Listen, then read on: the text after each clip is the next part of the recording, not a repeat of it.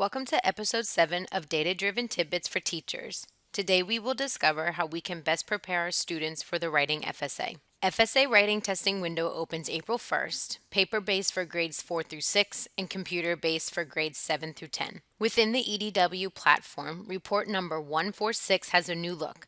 Now teachers are able to see their student Palm Beach Performance Assessment results paralleled with their previous year's FSA writing results.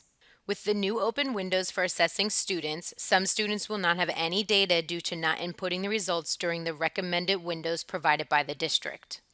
Text-based writing percentages are displayed that represent the student's overall FSA writing score.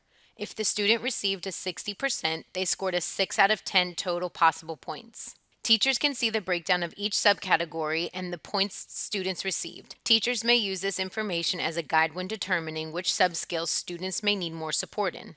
This same report can also be used to track how students are progressing with each writing assessment. Are students meeting their goals that have been set with each assessment? Are they growing within a certain subskill that they previously struggled with? Or is there a subskill that is still being demonstrated as a challenge for them? The subskill evidence and elaboration within the writing portion tends to be a challenge for most students.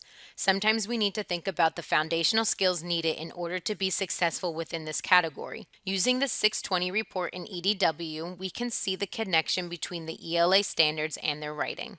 Looking further into those foundational skills, we can see key ideas and details is the first skill students need to demonstrate a strength in before building upon those standards. Standards incorporated in the key ideas and details are RI and RL 1.1, 1.2, and 1.3.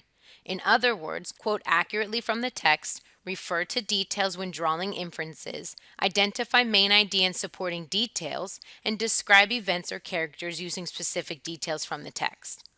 Within this category, students are merely locating the information.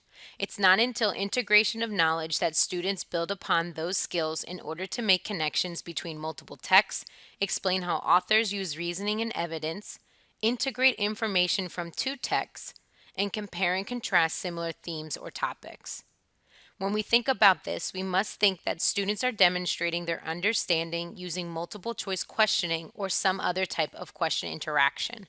Within the writing, students need to draw on this knowledge and identify all the information on their own. This can be challenging for some students. Looking at the class here, we can see students need a score of 11 or higher in key ideas and details to demonstrate a strength of 73% or higher.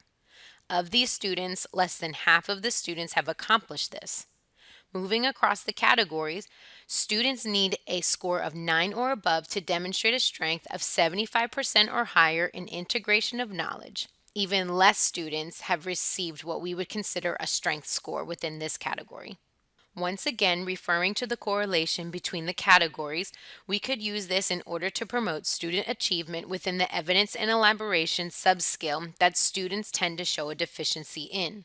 As teachers, we need to think maybe it's not the evidence and elaboration component that students need support in, but rather support in the foundational skill of identifying key ideas and details.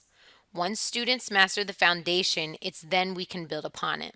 Looking at an example here, we can see this student received a level 3 on last year's ELA FSA. This is exactly where we want our students. But instead of celebrating the level 3 accomplishment and considering they may know it all, let's break down each subcategory.